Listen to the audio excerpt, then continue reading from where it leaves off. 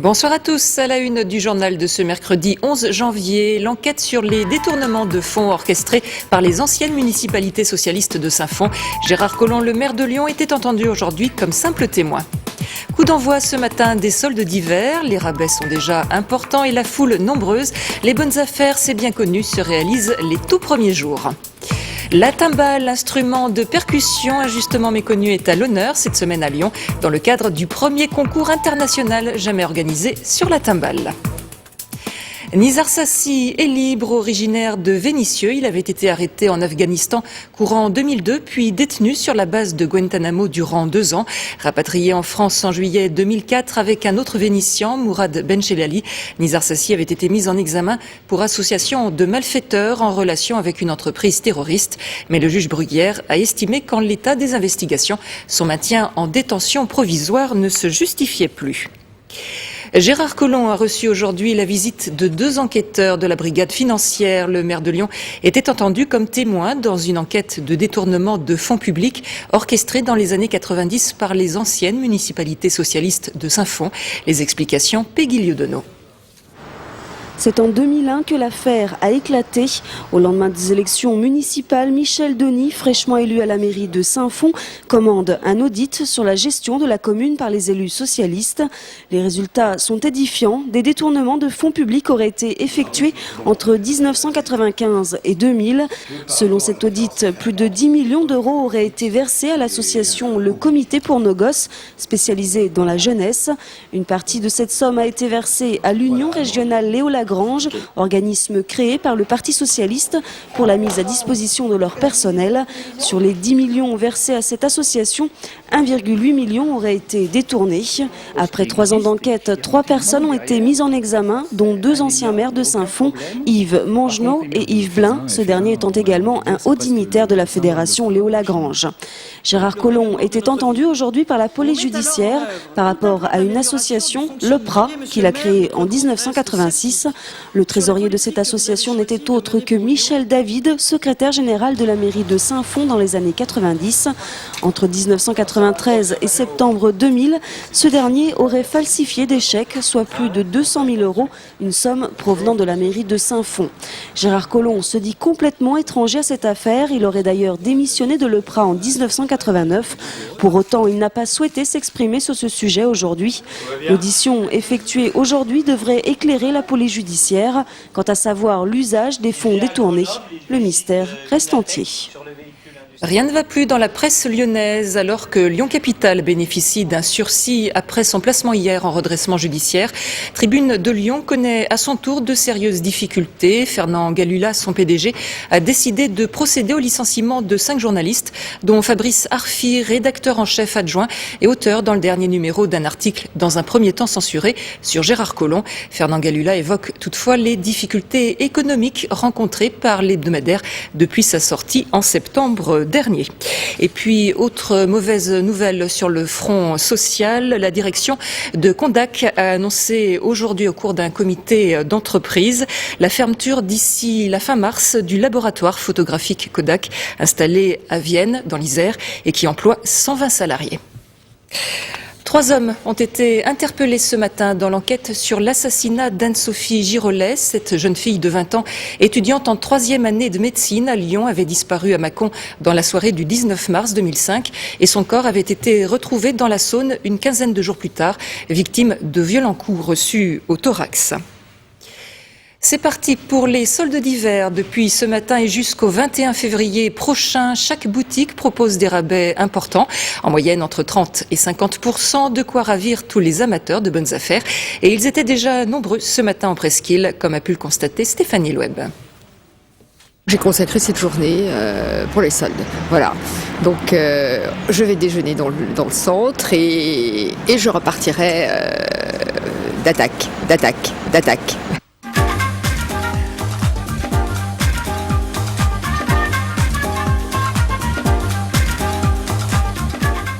Ça y est, c'est parti pour la grande braderie. L'épidémie de fièvre acheteuse a connu un pic aujourd'hui. Normal, le premier jour des soldes, c'est, comment dire ? C'est une journée très très sacrée Nous commençons les soldes très tôt, les ouvertures 10h. C'est vraiment le grand rush. C'est vraiment là où on a le plus de monde. C'est vraiment un jour où les gens prennent leur jour exprès pour faire les soldes.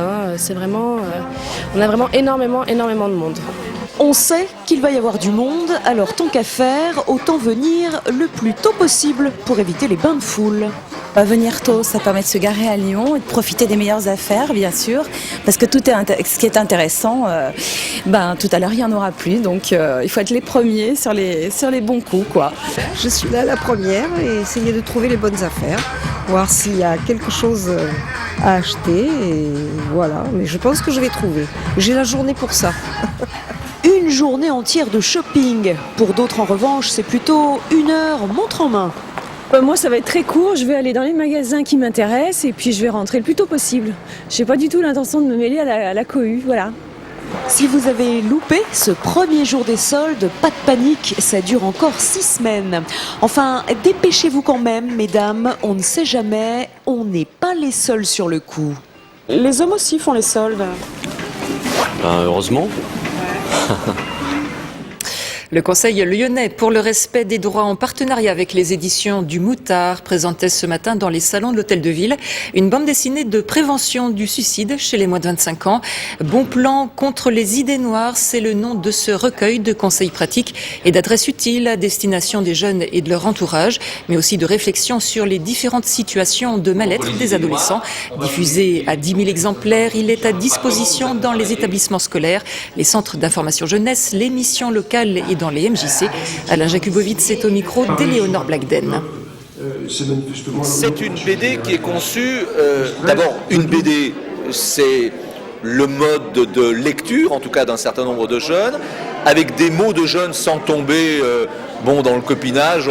On ne sait pas parler de jeunes, comme on dit aujourd'hui, on n'a pas voulu tomber dans le Jones, on n'a pas non plus voulu tomber dans le doct, mais simplement évoquer les vraies questions des jeunes, l'aspect physique, la jeune fille qui se trouve trop grosse, le jeune homme qui trouve qu'elle a des boutons, les mauvais résultats scolaires, la rupture amoureuse, l'homosexualité ou l'émergence d'homosexualité, les problèmes avec les parents, bien ce qu'on a tous connu, ce que nos enfants connaissent et connaîtront. 3 mois après le tremblement de terre qui a fait dans la région du Cachemire quelques 75 000 morts, la situation des rescapés devient très préoccupante avec l'arrivée des premiers grands froids.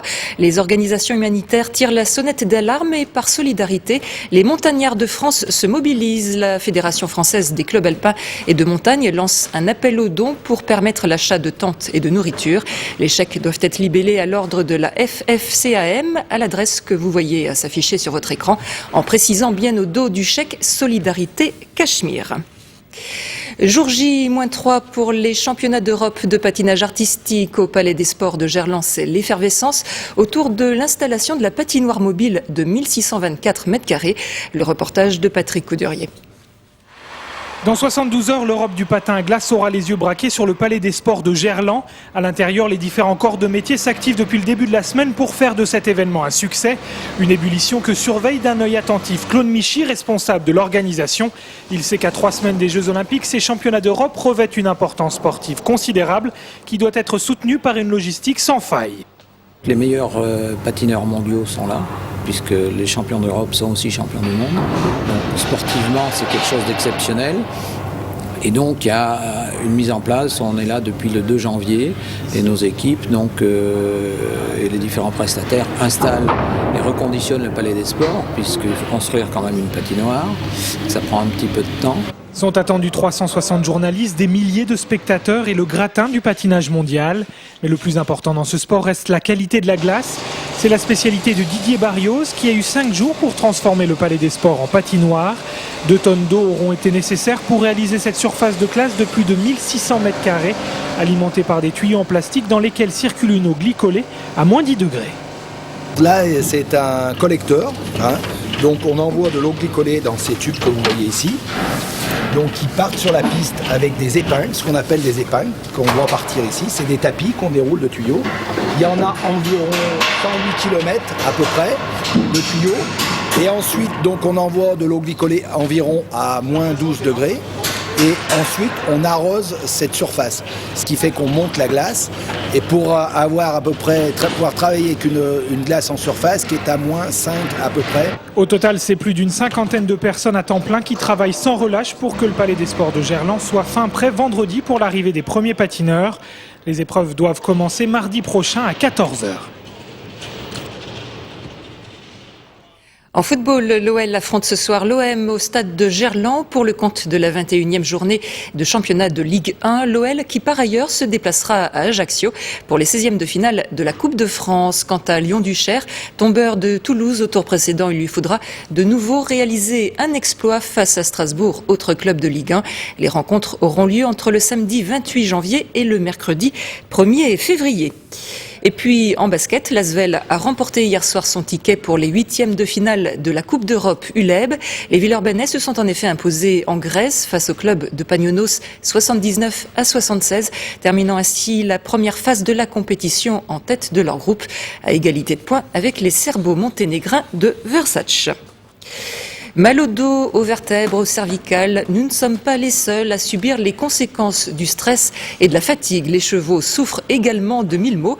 Aussi, pour les soulager, le Poney Club de Polionnef fait appel à une ostéopathe. Le reportage d'Émilie Deschamps. Voilà. Hop, impeccable. Ensuite, on vérifie. Désormais, les chevaux ont eux aussi droit à leur médecine alternative.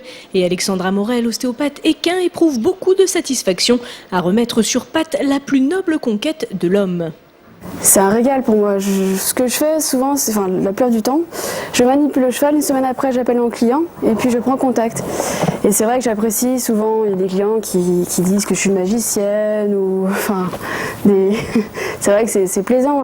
Elle a fait un très bon travail parce que j'ai retrouvé une jument pleine d'énergie, super, avec plus aucun problème. Une jument qui revivait, qui était pleine de joie, pleine de gaieté. Ostéopathe itinérante, Alexandra exerce dans plusieurs départements. Cavalière et propriétaire de 2 chevaux, c'est son amour pour ces animaux qui l'a guidée vers ce métier passion. Lorsqu'on est cavalier, on est dessus, donc on ressent l'animal qui est en action, donc on peut comprendre mieux le cheval. Si un ostéopathe équin et pas cavalier, je pense que ça paraît pas une évidence de pouvoir faire du bon travail.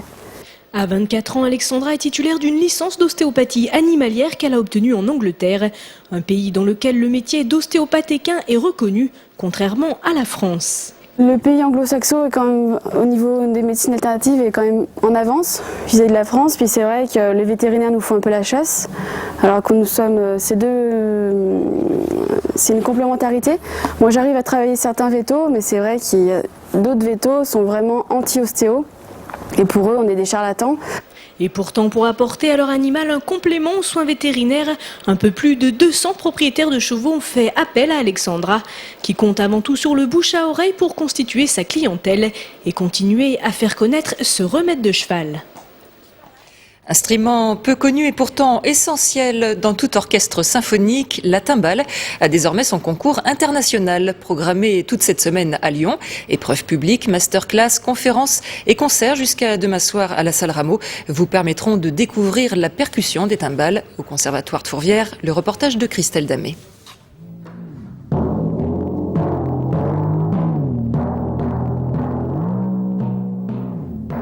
Une heure avant le début des phases éliminatoires du premier concours international de timbales, les instruments sont révisés et surtout réglés. L'évolution, elle vient principalement de ça, c'est qu'ils changent les notes de plus en plus vite. Parce qu'au siècle dernier, on jouait principalement les timbales baroques. On réglait les pots, les notes en serrant les pots, mais on le réglait à la main. Et donc l'évolution, ça a été de rajouter une pédale à cet instrument. Et aujourd'hui, c'est devenu quasiment un instrument mélodique et il pédale tellement vite que les mécaniques ne sont pas forcément prévues pour des changements aussi rapides.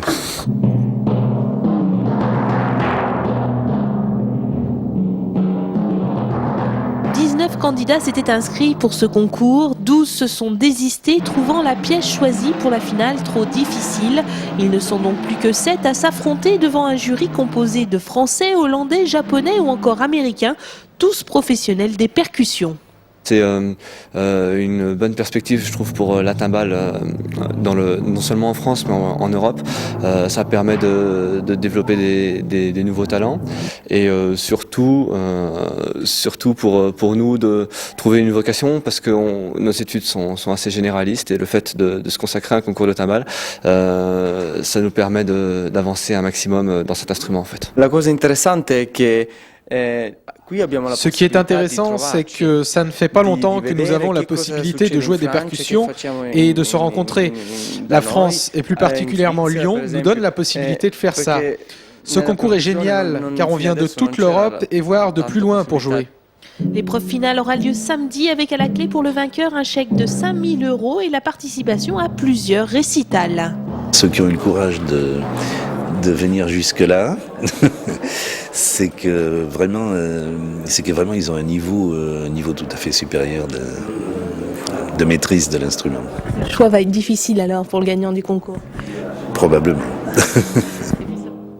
Voilà pour l'essentiel de l'actualité. Tout de suite, on jette un œil au titre à la une du Progrès demain. À la une du Progrès demain, rencontre avec Laurent Soli, le chef de cabinet du ministre de l'Intérieur. Originaire de Villefranche-sur-Saône, ce proche de Nicolas Sarkozy a fait une ascension fulgurante dans l'univers politique. Aujourd'hui, il gère l'agenda et les déplacements du numéro 1 de l'UMP. Ensuite, ce matin, 3 hommes ont été interpellés et placés en garde à vue à Mâcon. Ils sont soupçonnés de l'assassinat d'Anne-Sophie Girolet, l'étudiante en médecine disparue le 19 mars dernier et dont le corps avait été retrouvé 15 jours plus tard dans la Saône. Enfin, découvrez dans les éditions de demain du Progrès les réactions des joueurs et des entraîneurs après le match qui oppose ce soir Lyon à Marseille. À noter que cette rencontre s'effectue dans le cadre du championnat de France de Ligue 1. Et avant de se quitter, je vous rappelle les principaux titres développés dans cette édition. L'enquête sur les détournements de fonds orchestrés par les anciennes municipalités socialistes de Saint-Fond. Gérard Collomb, le maire de Lyon, était entendu aujourd'hui comme simple témoin. Coup d'envoi ce matin des soldes d'hiver. Les rabais sont déjà importants et la foule nombreuse. Les bonnes affaires, c'est bien connu, se réalisent les tout premiers jours. La timbale, l'instrument de percussion injustement méconnu, est à l'honneur cette semaine à Lyon dans le cadre du premier concours international jamais organisé sur la timbale. C'est la fin de cette édition. À suivre, Parlons-en, présentée par Régis Guillet. Enfin, demain à 12h30, vous retrouverez Stéphane Quérol. Très bonne soirée à tous.